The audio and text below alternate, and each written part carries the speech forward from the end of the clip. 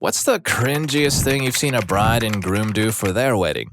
I'm in the wedding industry. I've been to over 3,000 weddings. The singing your vows thing is never ever going to work out like you think it will. So never sing your vows, never attempt to sing any part of your wedding. It will not go as you visualized it.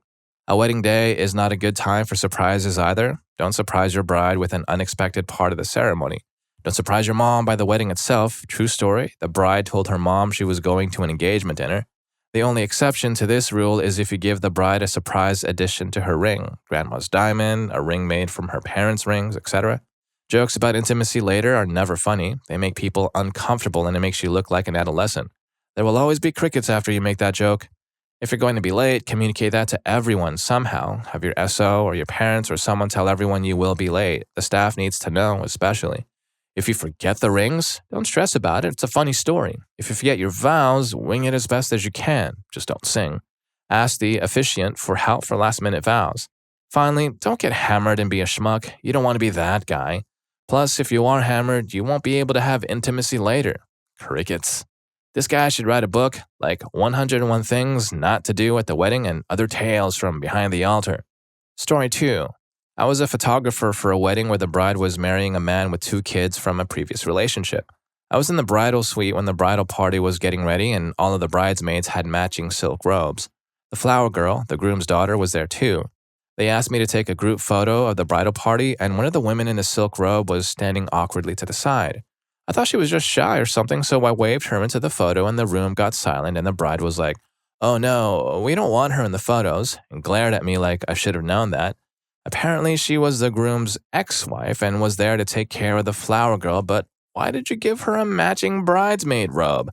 I wanted to crawl in a hole and fade away. Story 3. Oh, let's see. Groom changed who his best man was and didn't tell the original BM until the start of the ceremony. Bride and groom asked a guest to bartend the reception at the reception. Groom danced inappropriately with his stepmom. Bride and groom hauled their wedding party up to do a choreographed dance to Meatloaf's Paradise by the Dashboard Lights, but didn't give them any pre-warning or teach them to dance. That song is 8.5 minutes long. Wedding was at a scenic boarding school campus during the summer. Guests were told dormitories were complimentary to stay in. Guests were not told there would be no bedding provided or AC in the building. Groom later emailed everyone who stayed in a dorm asking for money. Same bride and groom chose another friend's wedding reception as the right setting to yell at a third pair of mutual friends for not including them in their wedding party. Well, they seem perfect for each other. I'll give them that, sadly. Story 4. This happened right before our wedding. We were set to have my now husband's family friend, who was a pastor, be our officiant. Now, I'm not religious whatsoever, but open to anything. My husband's late mother was a Sunday school teacher, and so his family is pretty religious.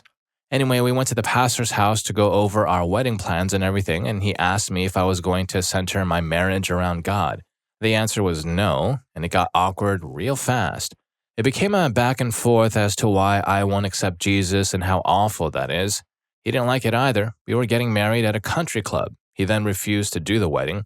We scrambled and found our town's mayor to marry us. I made my own ceremony and wrote the whole thing from scratch. Then the day of the wedding, the mayor mentioned her recent back surgery and just wanted to get this over with. She called my husband Eric multiple times. His name is Evan, and she was buzzed on medicine, so she went off script there for a bit. Have you ever watched I Now Pronounce You Chuck and Larry? Yeah, she did the whole marriage in a circle script. It took everything we had not to pass away laughing. And that pastor, he showed up and watched the whole thing go down. We got a picture with him at our wedding. Him and his wife cropped us out of it and he made it his profile picture. Story 5. I worked as a wedding videographer, and this is the only bridezilla I encountered in 10 years. This girl was so self-centered she kept everyone waiting at her outdoor ceremony for more than an hour while she was pampered in the makeup chair. While she's having them redo this and touch up that, she's sort of making up her wedding vows in a very relaxed, casual manner, completely inappropriate for the 100 people sweating under full summer sun waiting on her. Her aunt came in and very gently reminded her that people were waiting on her. Then it's been more than an hour and she threw a tantrum screaming, "I feel like everyone's forgetting this is my day." Eventually she comes out. Vows are lame and borderline incoherent, and one of the groomsmen, sweltering under coat and vest and shirt and sun, passed out from heat exhaustion. The officiant whispers to ask the couple if they should stop and make sure he's okay, and she goes, "Nah, he's just being dramatic. Keep going." As a couple is headed back up the aisle, an ambulance can be seen arriving to tend to the poor, overheated groomsmen. Story 6. Giving horrible vows and speeches. A part of my family has a habit of using any family gathering as a moment to remember loved ones who passed away. That's not a comfortable habit for me, but to each his own. However, it becomes very weird when wedding speeches and even vows start to include great uncles who passed away more than a year ago, and the only people who actually knew him are my grandparents. Yes, the vows. And not even in an interesting way, but just, if only Uncle Barry could have still been alive while we were getting married. And to be honest, our entire family is horrible at giving speeches. There's 2 brothers, one of whom is my dad, and 2 sisters. My parents can only make joke speeches. The uncle and his family make dry lists of things they do. For example, his wedding speech for his son was a 10-minute monologue about renovating the couple's kitchen. One aunt can only boast about achievements their family members have gained. If there's no achievements, there's no speeches. The fourth is the one with the passed away speeches. Story 7. Bride entered to Braveheart soundtrack blasting on a boombox. Civil service that lasted a few minutes starting at around 1 p.m. She leaves to the same blasting Braveheart soundtrack. The mother announces that the reception starts at 5:30 p.m. There is no food, no bar, but trays of dessert bars will be served. We're also told the venue is locked until then, so there's no place to wait. My girlfriend and I left with a crowd of people to cross the street to an Irish pub for drinks. A bit of a party breaks out there. We all get told to knock it off and come wait back at the venue in the hall. So we sat in the hall on the carpet for a few hours without drinks or dinner. Bride and groom arrive and enter the venue to an honor guard of floor hockey players wearing hockey jerseys and holding sticks above their heads like swords at a royal wedding. And of course, more Braveheart music.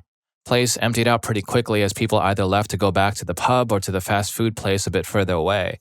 Our dinner was lemon squares and a can of Coke from a vending machine in the lobby. Funny stuff. I should mention that I got guilt-tripped into staying after the event to help clean up as I live nearby and didn't have to work that day. It was the perfect ending. Story 8.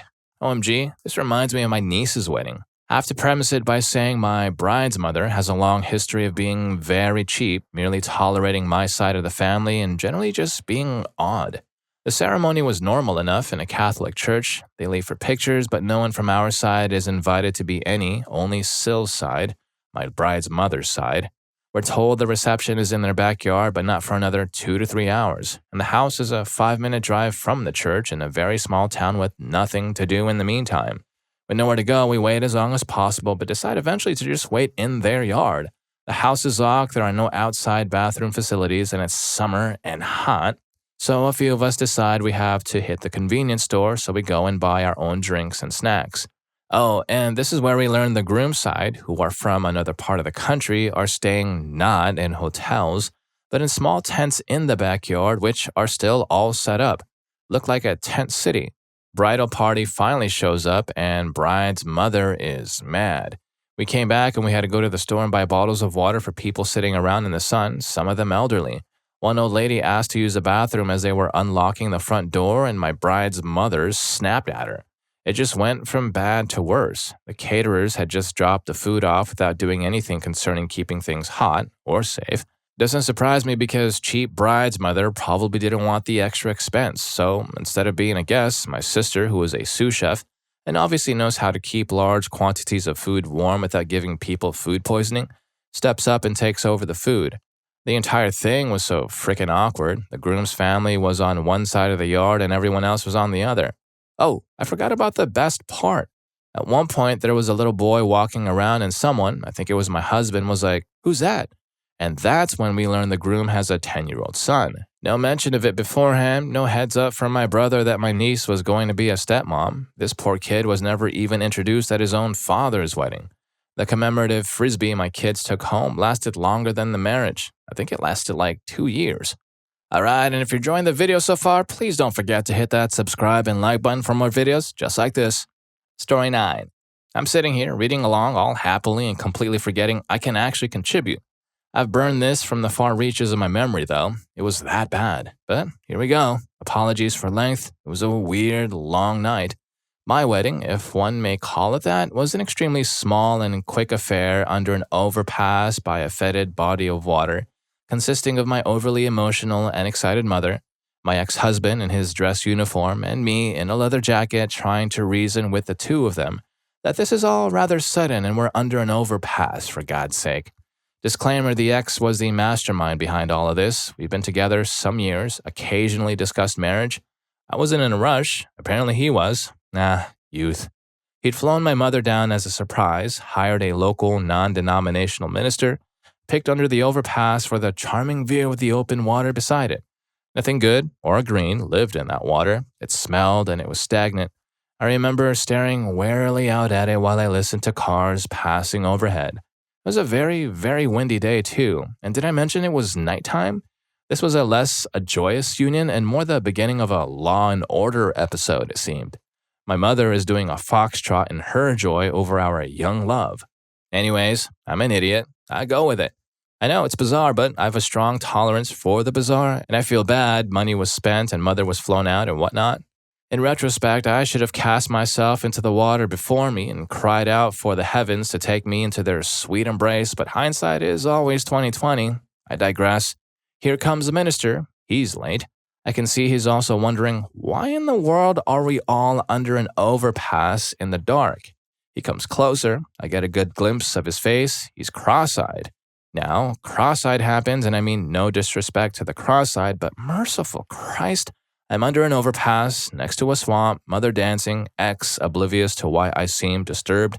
It is night, trucks downshift above me, and now here is the minister looking at all of us at once with ease, and if I laugh, I'm never gonna stop. I'll shame this poor man, my stupid ex, my mother. Save me, Jesus. Don't let me laugh.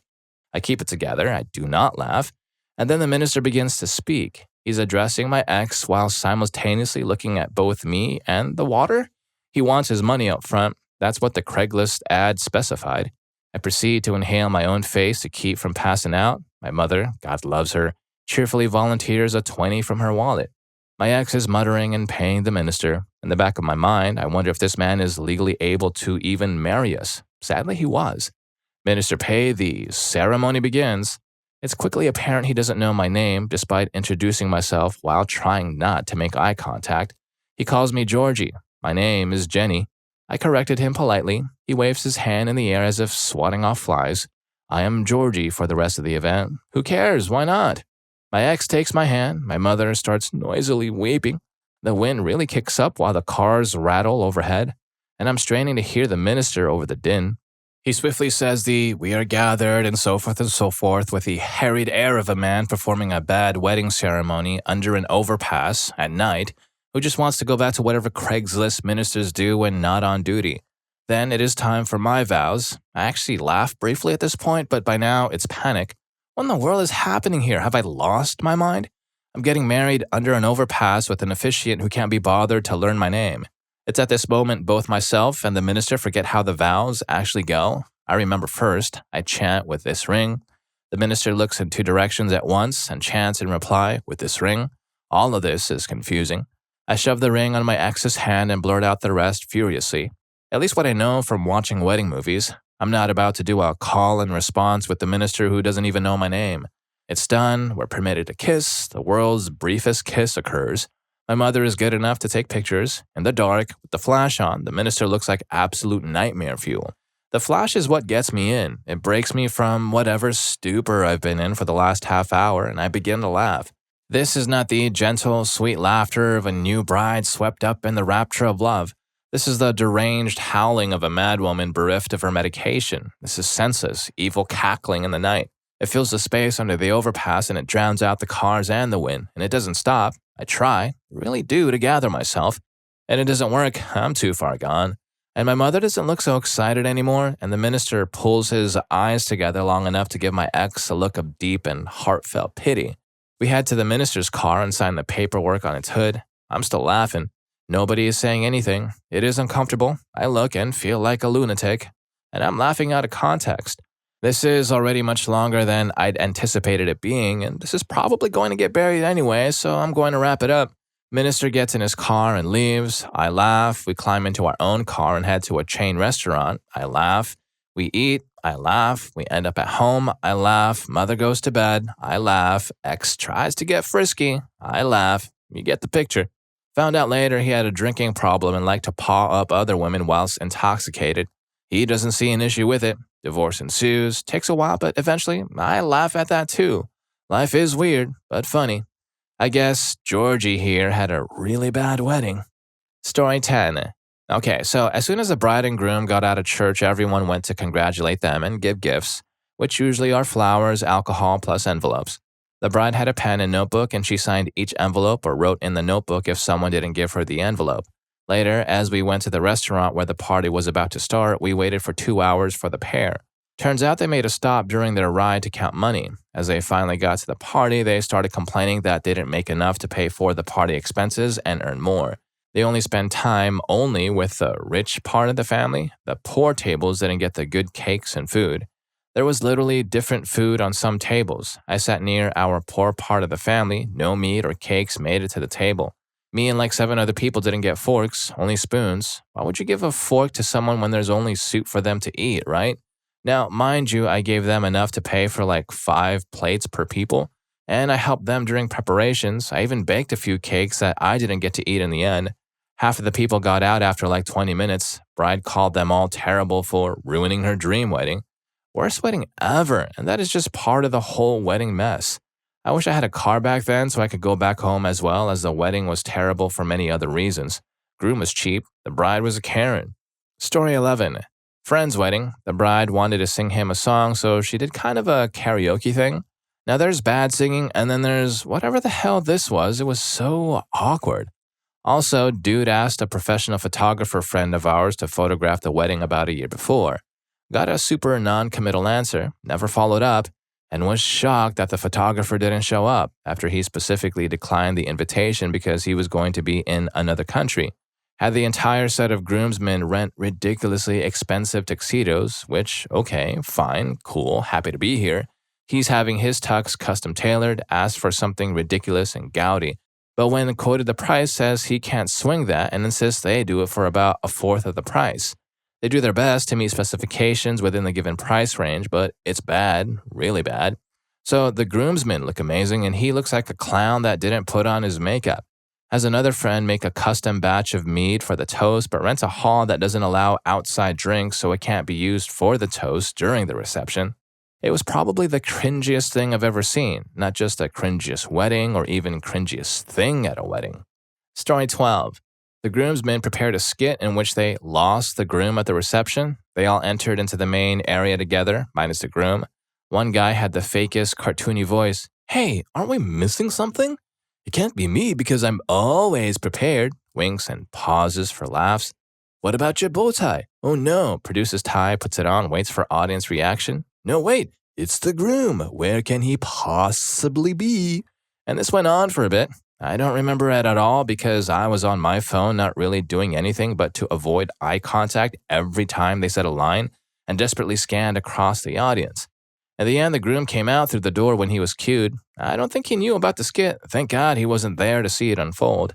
None of the guests were prepared and silently fussed around with their drinks and silverware. When the whole thing ended, they anticipated a standing ovation, but it went over the heads of everyone there. A lone voice muttered, "That was kind of weird," as they made out their exit quietly.